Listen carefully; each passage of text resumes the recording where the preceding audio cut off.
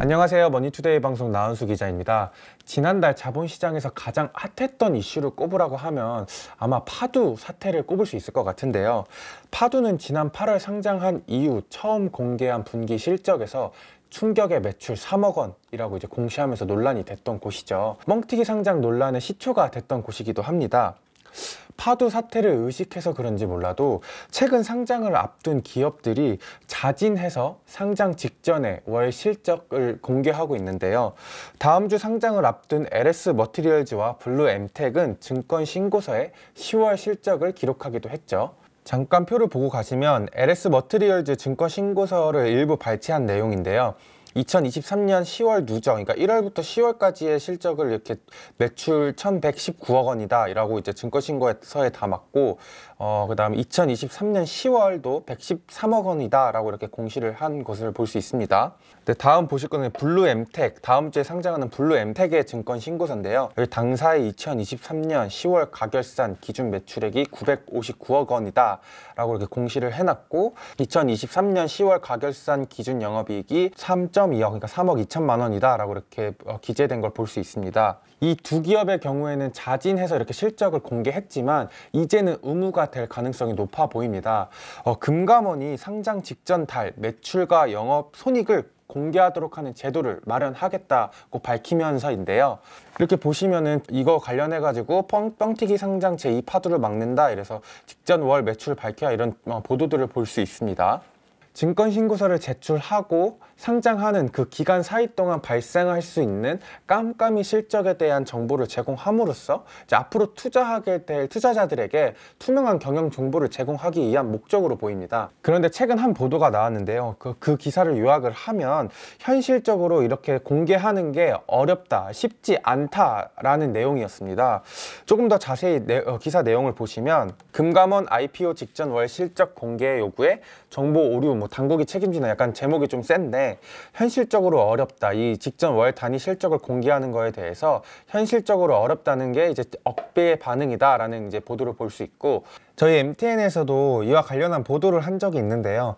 예비 상장사 A 업체 관계자가 비상사태다, 상장 문턱이 더 높아졌다, 차질을 빚을 것 같다, 계획보다 더 늦어져서 차질을 빚을 것 같다, 이런 보도였습니다. 기사에는 현실적으로 쉽지 않다라는 내용의 그 근거가 정확하게 포함되어 있지 않아서 제가 좀 더 관련 취재를 진행을 해봤고요. 과연 이게 타당한 것인지, 그리고 저희가 또 생각해 볼 지점은 없는지에 대해서 좀 살펴보도록 하겠습니다. 아까 기사에서 보셨듯이 현실적으로 어렵다는 건데, 직접 회계 관계자분들한테 들어보니 현실적으로 좀 힘든 면도 있겠다 라는 생각도 들어요. 기업들의 경우 ERP라는 시스템을 활용해서 매출을 기록을 한다고 하는데요.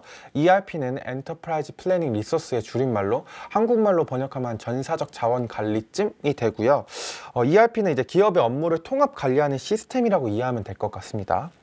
그러니까 A부서, B부서 등등의 정보를 종합을 해서 이 시스템을 기반으로 이제 회사의 기업의 매출이 기록되고 비용 역시 기록되겠죠. 그런데 이 ERP 시스템에 기록되는 매출과 영업이익 같은 게 저희가 보는 회계 장부의 매출과 영업이익과는 조금 차이가 있다고 해요. 회계 관계자분들한테 이야기를 들어보니, 회계 장부에 포함되는 실적은 이런 ERP 시스템을 근거로 해가지고 산출이 되는 거는 맞는데 수기 과정을 거친다고 해요. 그러니까 회계 장부에 포함되는 실적에는 감가상각도 반영이 돼야 되고, 이연된 비용 같은 것들을 더해주거나 빼주거나 이런 과정을 거쳐야 된다고 해요. 이거를 이제 전문용어로는 결산 조정 분계 과정을 거친다라고 합니다. 그러다 보니 직전 월 매출 같은 경우에는 추산이 어느 정도 가능한데, 영업 손익 같은 경우에는 비용을 더해주거나 빼주거나 이런 수기 과정을 거쳐야 하니까 시간이 좀 걸릴 수밖에 없을 것 같습니다. 극단적으로 예를 들어볼게요. 11월 1일에 증권 신고서를 제출했다고 가정을 해보겠습니다. 그러면 10월에 월 매출과 영업이익을 기재해야 되는 건데, 이게 수기 과정을 거쳐야 하니까 좀 현실적으로 쉽지 않다, 이런 게 이제 업계들의 주장이지 않을까 싶습니다. 그렇다면 전월 실적을 공개하는 게 현실적으로 힘들다고 해서 이 제도를 하지 말아야 되는 걸까? 혹은 금감원이 좀 무리수를 둔 걸까? 이런 생각이 좀 들 수도 있을 것 같은데요. 사실 이 문제는 다시 생각해 볼 필요가 있을 것 같아요. 사실 제가 극단적으로 11월 1일이라고 이제 예시를 들었는데, 이 기간에도 충분히 전월 실적을 공개할 수 있는 기간과 여유가 있습니다. 이게 무슨 말이냐면은 가장 첫 번째 이유로 증권신고서는 정정을 할 수 있기 때문인데요. 증권신고서는 말 그대로 증권을 공모할 때 내는 서류죠. 증권신고서를 제출할 때 얼마 정도 증권을 발행할 것이고 그 돈을 어디에다 쓰겠습니다, 뭐 이런 내용들이 기재되어 있는 거고요. 일단 잠깐 PPT를 보고 가겠습니다. 첫 번째는 문제의 파두의 증권신고서인데요. 여기 보시다시피 파두는 2023년 6월 30일에 처음 증권신고서를 제출했고요. 금감원의 안대로라면 5월 실적을 제출해야 된다는 의미입니다. 그런데 이 증권신고서를 보면은 한 번, 두 번, 총 두 번의 이제 정정신고서를 제출하는데요. 최종적으로 증권신고서를 제출한 게 7월 26일이니까 5월 실적을 추산하는데 약 50여일 동안의 시간이 주어졌다는 의미입니다. 또 다른 곳은 다음 주에 상장을 앞두고 있는 LS 머티리얼즈의 증권신고서고요. LS 머티리얼즈도 이제 10월 23일에 처음 증권신고서를 제출했으니 9월 매출과 손익을 공개해야 된다는 의미입니다. 그리고 최종 증권신고서를 제출한 게 11월 30일이니 10월 1일부터 실적을 집계한다고 했을 때 거의 2달 정도의 시간이 있는 상황입니다.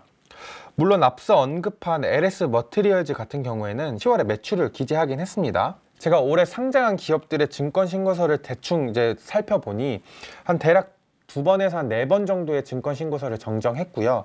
그 기간도 20일에서 한 45일 정도로 이제 굉장히 기간이 여유로웠습니다. 극단적으로 11월 1일로 예를 들었는데 1일에 증권신고서를 제출했다고 하더라도 정정할 수 있는 기간이 있으니 충분히 10월 매출과 영업손익에 대해서 기재할 수 있다는 의미입니다. 그러니까 증권신고서를 제출하고 나서 한 50여일 정도의 시간이 주어졌다는 의미인데요. 45일이라는 시간은 기업의 한 달 실적을 추산하는데 굉장히 여유로운 시간입니다. 이제 상장 기업들 같은 경우에는 이제 분기 보고서를 제출하잖아요. 근데 그 마감 시한이 45일이거든요. 그러니까 45일 안에 분기 보고서를 제출한다는 의미입니다. 근데 분기보고서는 7, 8, 9 이런 3달치 실적이잖아요. 근데 45일 동안 3달치의 실적을 추산이 충분히 가능한데 45일 동안 한 달도 실적을 추산하지 못한다? 그건 굉장히 문제가 있는 거죠. 그리고 이 금융당국이 이 제도를 실시하겠다고 하는 취지를 보면은 직전 월의 실적을 정확히 맞출 필요는 없어 보여요. 대충적인 아웃라인만 기재하면 된다는 의미죠. 다시 표를 보시면 금감원이 이제 낸 보도 자료입니다. IPO 증권 신고서 심사 시 제출 직전 월까지의 매출액, 영업손익, 근데 가로치고 잠정 실적을 기록하라는 건데, 그러니까 정확하게 뭐 몇 단위까지, 원 단위까지 맞출 필요는 없다는 의미입니다. 그래서 앞서 기사를 보셨듯이 무슨 뭐 정보 오류 금융 당국이 책임지냐 이런 건 좀 과한 걱정일 수 있다라고 생각이 들기도 하고요. 앞서 제가 말씀드린 이제 회계사 분들한테도 여쭤보니 정확한 실적 추산이 어렵다는 거지 러프하게 실적 추산은 가능하다. 영업이익이 어느 정도 난지는 물론 수기 과정을 거쳐야 하겠지만 대충 어느 정도까지는 기재할 수 있다, 이런 입장을 보였습니다. 저는 되려 이렇게 좀 부정적인 의견을 밝힌 뭐 관계자들한테 되묻고 싶더라고요. 왜 기업들이 IPO를 추진하려고 하는지에 대해서요. IPO는 말 그대로 기업을 공개한다는 의미잖아요. 불특정 투자자들로부터 자금을 조달받는 것인 만큼 투명한 기업 정보를 제공하는 건 당연한 의무라는 생각도 듭니다. 근데 한 달 전 실적, 그것도 정확한 실적이 아닌 대략적이고 개괄적인 실적을 공개하는데 부담을 느낀다? 저는 오히려 그런 부담을 느끼는 기업들이 IPO에 대한 자질이 있는 건지에 대한 의문도 사실 듭니다. 정확한 비교는 아닐 수 있는데 증권 레포트를 한 예시로 들 수 있을 것 같아요. 레포트를 보면 애널리스트들이 이제 앞으로의 그 기업에 대한 실적 같은 거를 기재를 해두거든요. 짧게는 뭐 분기 실적을 예상을 한다거나 길게는 2, 3년치 전망치를 내놓는 경우도 있습니다. 이 애널리스트들은 당연히 이제 자신들이 모은 이제 자료들을 토대로 이제 예상 실적을 추산하는 것이고요. 물론 이 레포트들의 예상 실적이 매번 맞는 건 아니고요. 오히려 틀리는 경우가 더 많은데요. 그럼에도 이제 이 주식을 투자하는 사람들한테는 이 레포트들이 굉장히 중요한 투자 근거가 되기도 하고요. 이제 앞으로 월 실적에 기재될 증권 신고서 역시 투자자들한테 굉장히 이런 면에서 도움이 될 거라고 생각이 듭니다. 앞서 언급했듯 금감원의 의도 역시 이와 비슷하고요. 그렇다면 다른 나라들은 어떻게 하고 있을까 좀 더 살펴볼 필요가 있겠죠. 자본시장의 역사가 긴 국가일수록 이러한 안정장치들과 감시 기능이 더 잘 돼 있었습니다. 특히 영국과 싱가포르가 도입하고 있는 지정 자문인 제도가 굉장히 인상 깊었는데요. 우리나라로 치면 한국거래소가 선임한 전문가가 상장 기업에 대해서 문제가 없는지 꼼꼼히 살펴보는 과정이다 라고 보시면 될 것 같고요. 조금 더 자세하게 지정 전문의는 기업들의 상장 요건을 갖췄는지, 재무 상태가 괜찮은지, 정보 비대칭은 없는지 이런 내용들의 사안들을 꼼꼼히 살펴본다고 해요. 상장을 주관하는 주관사와는 별도로 하나의 새로운 감시자가 생긴다는 거에 의미가 있는 거죠. 우리나라 같은 경우 주관사들이 이런 역할들을 하는데, 사실 이번 파도 사태도 그렇고 주관사가 그 역할을 제대로 수행하지 못하고 있는 게 현실이거든요. 사실 주관사와 상장을 준비하는 기업 간에는 어느 정도 이해관계가 있을 수밖에 없습니다. 뭐 상장 수수료 같은 면도 있고, 상장을 주관하는 주관사 입장에서는 이러한 이해관계를 완전히 배제하지는 못할 거고요. 또 IPO를 추진하는 기업들 입장에서는 높은 몸값으로 상장하고 싶은 그런 욕심도 있을 테고요. 그런데 지정 자문인의 경우 이러한 이제 경제적인 이해관계에서 조금 보다 자유로울 수가 있으니까 더 꼼꼼한 이제 IPO 상장 감사가 이뤄질 수 있을 거라고 예상이 되고요. 앞서 언급했듯 아무래도 이제 감사 주체가 하나 더 늘어났으니까 주관사 역시 더 꼼꼼하게 더 그 문제를 살펴보게 될 것 같습니다. 물론 지정 자문인에게도 법적 책임이 따릅니다.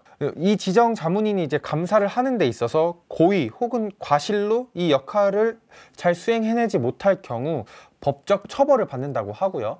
그럼 이제 이 감사인 역시 더 꼼꼼하게 IPO 이 과정 절차를 살펴보겠죠. 사실 지정 자문인 제도는 지금 금감원이 하겠다는 이 월 실적 공개, 뭐 선취 수수료 이거보다 더 한마디로 빡센 제도이거든요. 근데 영국이나 싱가포르 등은 이제 이미 하고 있고, 우리나라도 못할 건 없지 않나? 라는 생각이 들기도 하고요. 한번 좀 진지하게 검토해 볼 사안이지 않나 싶기도 합니다. 오늘 이제 현재 논란이 되고 있는 IPO 기업들의 이제 월 실적 공개에 대해서 좀 다뤄봤는데요. 다음 시간에는 조금 더 의미 있고 재미있는 컨텐츠로 찾아뵙도록 하겠습니다. 감사합니다.